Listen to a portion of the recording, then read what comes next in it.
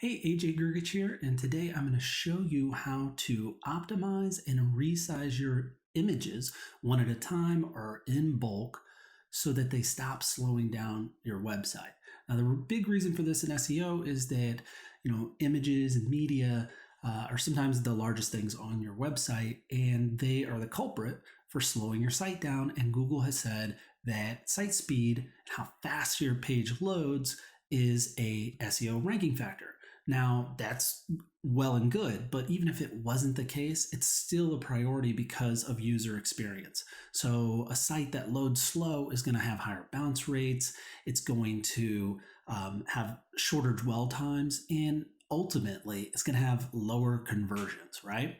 So what I'm going to do today is I'm going to show you some examples of images that appear to be small, but in actuality are quite large and slowing down your site. I'm going to show you how to find them and how to fix them. I'm going to show you then how to resize them in bulk and then optimize them without losing image quality. Make sure to subscribe down below. I have a SEO related video coming out about once a week. Okay, so let me show you an example of how images that appear to be small can actually be really slowing your site down. So I'm on this, Ohio State law page. I found this by looking for larger images and about us pages in Google image search. And these are just headshots of lawyers, and they appear very small. So if we inspect an element here, we say, oh, okay, that's 67 by 67 pixels. Okay, so a very small photo. It can't be taking up a lot of space. But if you look over here, it says the natural size is over 3,000 pixels wide. So the reality is you're displaying it, sure, at 67 pixels wide. But the user still has to download a 3,000 pixel photo. Now, if you do that all over the page, you're going to make the page unnecessarily slow without maybe even realizing it. So if you look at the, photo that's actually being shown here, it's quite the massive headshot, right? And it's being downsized to 67 pixels. So there's no need for it to be as large as it is. Now, I know what you're thinking. Look, people do this because they either don't know about it, so they upload the photo and let WordPress or the browser resize it, or they just don't want to deal with it, So the person who was doing this would probably had to resize all these photos, and they were like, hey, that's going to take forever. I have a quick solution for you that will solve that problem. It's free, it's easy, and you won't have to run into this problem. Okay, so the tool I'm going to show you is called Bulk Resize, and it is at bulkresizephotos.com. I will link it down below so you can check it out. It is very snappy, and I think you're going to find it very useful. So let's try and use some images from the lawyer page we were looking at. I have the headshots. I grabbed a couple of these guys, and you can see the photos are, quite large. And, they're being displayed so small, there's no need for it, right? So we can just snag both of these. You could do a ton of images all at once. It doesn't matter. And like I said, it's very, very snappy. In the basic settings, you can pick what you want. Say, okay, I want these 50% smaller. If you know that they need to be a certain width, like 100 pixels wide is the setting that is going to work for your site. Now in the Pro version, you can get a lot more options. You can see here you can add a watermark, or you can even actually change the quality of the image. So before you were just resizing it, but if you want to, you can drag this quality slider up and down, and usually around 70 or 80, you won't really notice much quality loss. But I actually use another tool for this, for changing the image quality, which I'm going to show you next. So for our purposes, I'll probably leave the quality at 100%, but it is here if you want to just do this all in one tool. So, okay, let's slide this back to 100%, and we can go ahead and click start and resize both photos.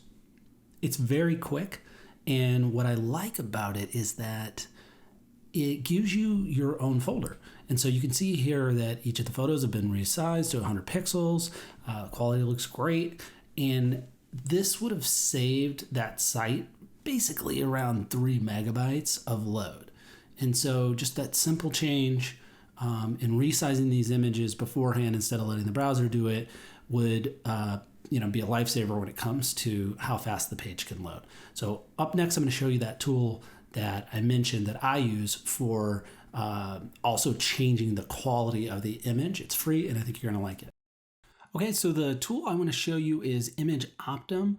It is a free tool. It's very fast. I use it daily and can't recommend it enough.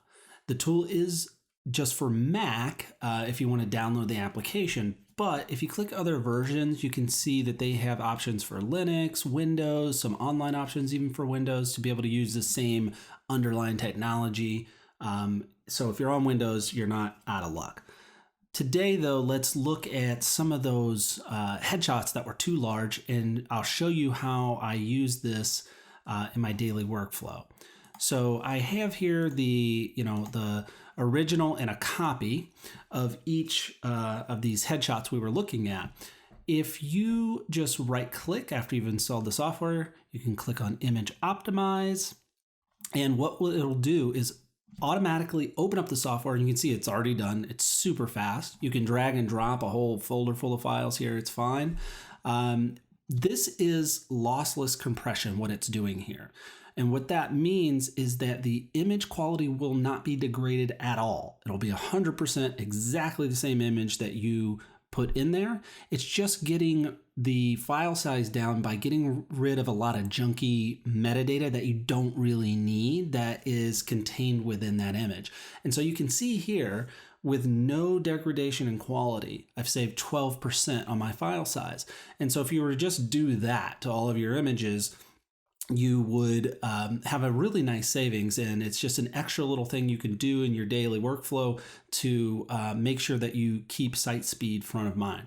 Now, you can take this a little bit further, though. If you go into the settings and you don't mind a little bit of image degradation, you probably won't even be able to visibly notice it as long as you keep the quality setting pretty high, and that is lossy minification. And so if you enable it, what that means is it actually is going to compress the image, and you are going to lose some pixels, but it's going to try to do it with an algorithm so that to the naked eye, you can't really see it. And so if you go with the default settings, you probably won't notice it, but you'll achieve a significant reduction in file size. So let's do that, and let's look at another image here. Let's look at Paul, and we'll use the copy. And now let's run Image Optimize. So you can see that right away, 56% savings. And if we were to click on this, let's see, you really aren't going to notice any difference in quality. Looks very good. There's nothing wrong with the image, and you've got over a 50% reduction in file size. So it's a really, really helpful tool. You have to decide, and I like that it lets you decide, do you want 100% quality with, get rid of the junk metadata, or are you okay with a little bit of degradation in quality for a really small file size? So check this out. I think you're going to find it very useful. I have one more tool I want to show you that I use as well. Okay, so the last tool I want to show you is compressor.io. It is a free tool. Anybody can use it. It's a web tool, so you don't have to download any software. And what I like about it is that you can do lossless or lossy compression, and you can do GIFs, SVGs, JPEGs, PNGs, and you can do multiple files all at once. It also has this really nifty slider where you can see the original on the left and your compressed, optimized image on the right, so you can really kind of slide back and forth and tell, are you comfortable if you're doing, lossy compression? Are you comfortable with this amount of image degradation?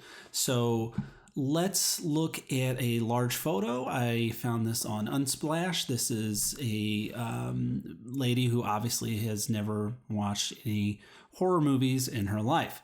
It's a large photo, so it should be perfect for testing this out.